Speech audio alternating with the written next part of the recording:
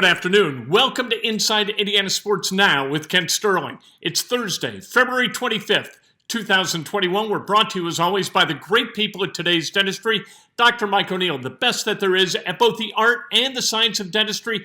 Take control once and for all of your dental health. Make the call. 317-849-2933 is the number. Let's talk about sports. Let's talk about the Indianapolis Colts. Welcome to the show, the great Frank Reich. Today, we'd be in the midst of the scouting combine, but you know what? We don't have that, but we do have Frank Reich. First question we want to ask you, Coach. How'd you settle on number 14 for your number? Four, my very first number in football was the number 4. 4 was a kind of family number. Without boring people with all the details about all the connections to the number 4 that myself and my family have. And then, so 14 was a natural number for me.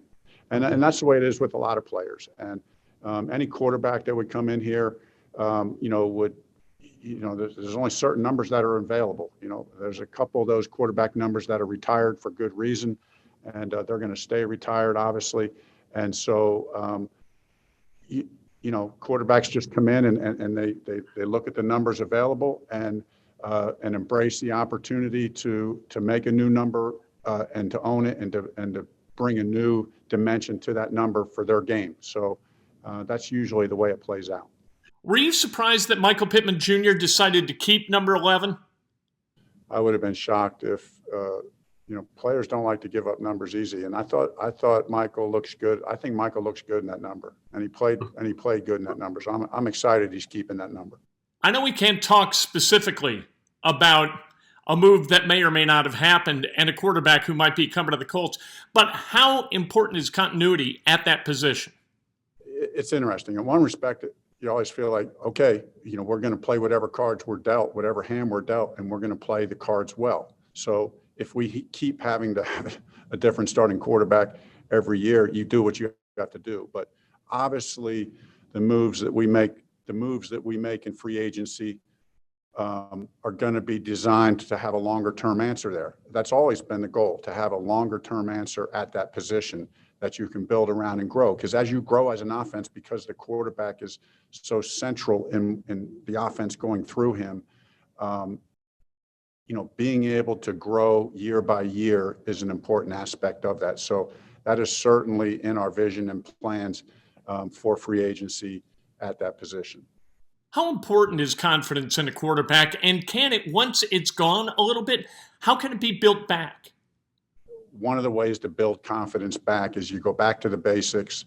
You make it about, you go back to the fundamentals and technique. You go back to your basic schemes and you build it one play at a time. That's true for any of us. And so that's the way we'll handle every position. Last year, how important was it that you and Phillip Rivers had already worked together in terms of developing a rhythm between both you and he and getting him in a position where he could be productive as a quarterback? And is that really important with every quarterback and coach?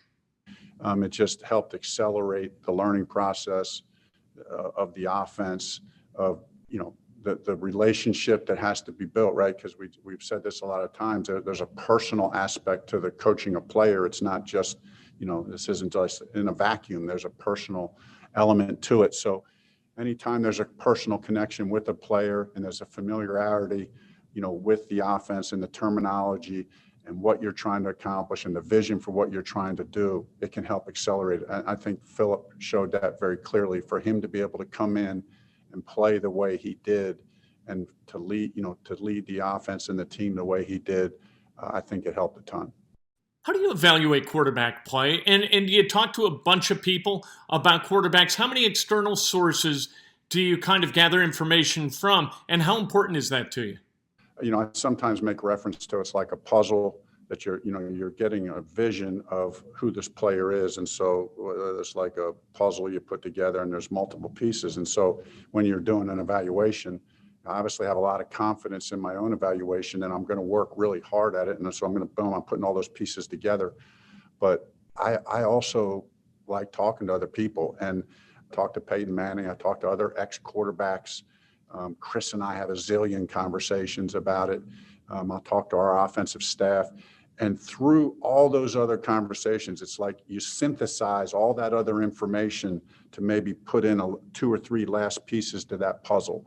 I think it would be foolish as an evaluator to think you have all the answers and to not want to hear any other perspective. I think it takes confidence and maturity to want to listen to other people, to learn from other people, even in the evaluation process. So I've enjoyed doing that over the years, talking to other people about every position, certainly the quarterback position as well. What's the key to maximizing quarterback play? From your perspective, what do you need to do to make sure your quarterback's in a position to play his best?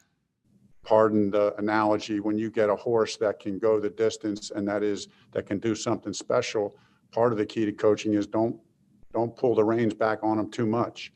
And I think maybe my playing experience, not just playing the position, but playing in the type of offense that I played in, where Jim Kelly and I were calling our own plays and had a lot of input into the game plans. I just think that's prepared me to work with quarterbacks at a high level and to have the kind of relationship with these guys where we're working together. That sure, they know that we're the coaching staff and we have the final say, but we see this as a collaborative effort.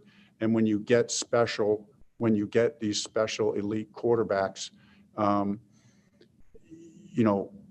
it's just, hey, let's find that healthy tension of, it is my job as a coach and Marcus Brady and Scott Milanovic to, have the hard coaching moments, right? Have the hard coaching moments, but there's also a lot of moments where, hey, this is us together. I mean, 98% of it is positive, collaborative, let's do this.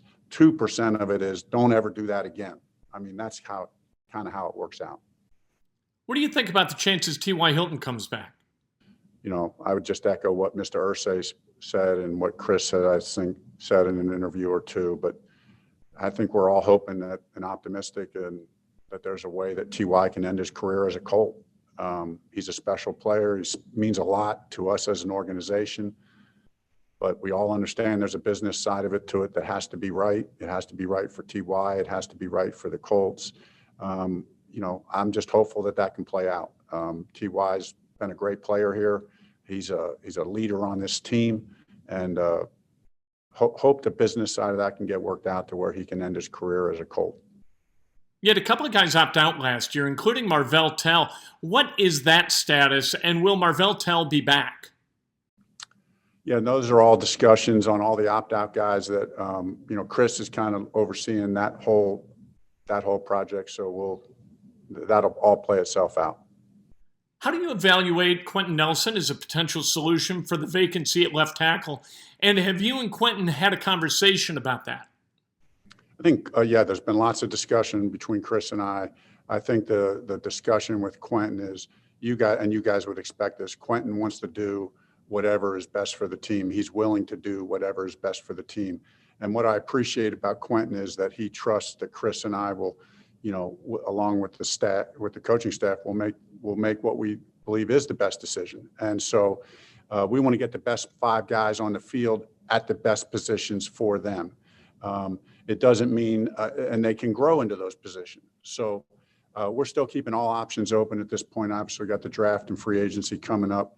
We know we have multiple options, multiple good options, but each one of those ends up with a vision of us having a top 5 offensive line. And we're going to find the best 5 players to put out there, and we're confident. And we know those guys have already expressed to us, hey, just put us wherever you want us. We're going to make it work. How much self-assessment do you do after a season where you go back and you look at maybe a 4th and 2 call that you made or a 4th and 4? When you go for it a lot. How much do you go back and kind of tear apart your own process?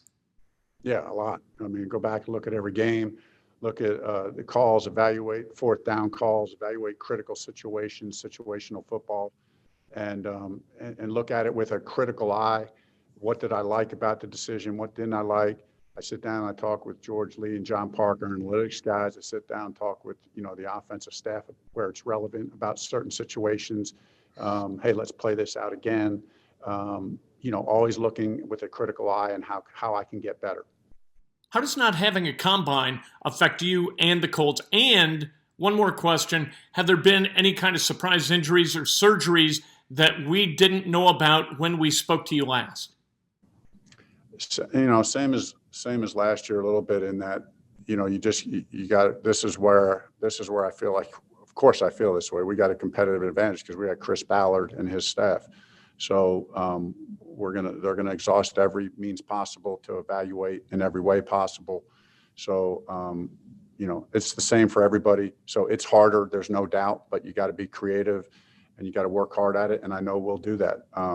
Chap, as far as injuries, I don't want to get into specifics, but the guys that we all know about are doing well. Just saw Marlon this morning in the back working hard, and Paris, doing well. I think all those guys, everybody that had the minor ones, everybody's doing well.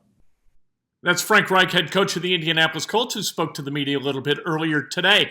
Let's talk about the Indiana Hoosiers. Last night, they lose to Rutgers by 11.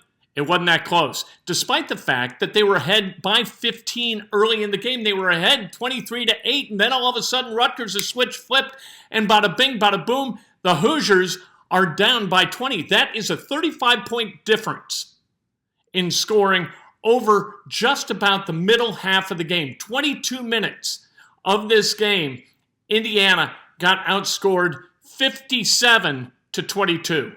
That's unbelievable. Is Indiana an NCAA tournament team? I don't think that they are. The NCAA tournament ought to be about finding out who the best team in the country is. Can you imagine a scenario where Indiana was capable of winning 6 straight? Impossible. They haven't won more than 2 straight this entire season. They also haven't lost more than 2 straight this entire season, but you got to win 6 in a row to win the tournament, and you only have to lose 1 to get your exit out of the tournament. I don't think Indiana's a tournament team, and that leaves open the possibility that Scott Dolson, the athletic director at Indiana, is going to make a change at that position. I wrote about it today twice at KentSterling.com because I'm about up to here with watching Indiana play passionless basketball, where it seems that they just have no responsibility to themselves, their coach, the university, the athletic department, nothing. They just go out, roll the ball out, and play. And that's not the way that Indiana basketball needs to be conducted. We'll talk about that tomorrow morning. They got a big game this weekend, Saturday at noon, Indiana, Michigan.